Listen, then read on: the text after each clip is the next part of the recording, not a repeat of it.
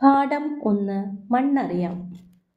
കുട്ടികളിൽ കൃഷി അവബോധം വളർത്തുന്നത് അവരുടെ ശാരീരികവും മാനസികവുമായ വളർച്ചയ്ക്ക് വളരെയധികം ഗുണകരമാണ്. ഇന്നത്തെ കാലത്ത് മണ്ണറിഞ്ഞു വളരുന്നത് കുട്ടികൾക്ക് നൽകാവുന്ന ഏറ്റവും വലിയ പാഠങ്ങളിൽ ഒന്നാണ്.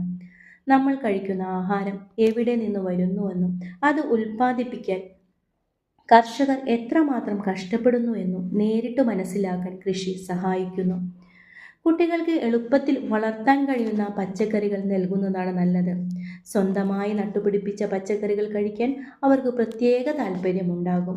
ചെടികൾക്ക് കൃത്യസമയത്ത് വെള്ളമൊഴിക്കുന്നതും അവയെ പരിപാലിക്കുന്നതും അവരിൽ ഉത്തരവാദിത്തബോധം വളർത്തുന്നു. ഒരു ചെറിയ വിത്ത് മുളച്ച് വലുതാകുന്നത് നോക്കി നിൽക്കുന്നത് അവരിൽ ആത്മവിശ്വാസവും സന്തോഷവും നൽകും. ശാസ്ത്രീയ അറിവുകൾ നേടാനും പ്രകാശ സംശ്ലേഷണം, പരാഗണം, ജൈവവളം, കീടങ്ങൾ തുടങ്ങിയ കാര്യങ്ങൾ പുസ്തകത്തിലൂടെ പഠിക്കുന്നതിനേക്കാൾ വേഗത്തിൽ മനസ്സിലാക്കാൻ കൃഷി സഹായിക്കും. സ്കൂളുകളിൽ കൃഷിക്ക് വലിയ പ്രാധാന്യമാണുള്ളത്.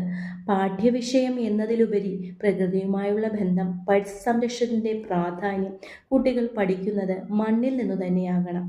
കുട്ടികൾ മണ്ണും ചെടികളുമായി ഇടപഴകുമ്പോൾ പ്രകൃതിയെ സ്നേഹിക്കാനും സംരക്ഷിക്കാനും പഠിക്കുന്നു.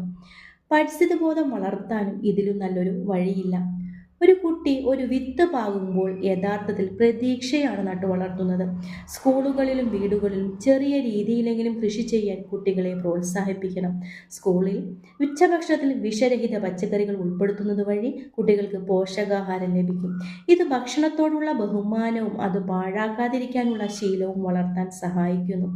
ഒരു വിദ്യാലയമുറ്റത്തെ കൃഷിത്തോട്ടം വെറും ഒരു തോട്ടമല്ല, മറിച്ച് ജീവിത പാഠങ്ങൾ പഠിപ്പിക്കുന്ന വലിയൊരു ക്ലാസ് മുറിയാണ്.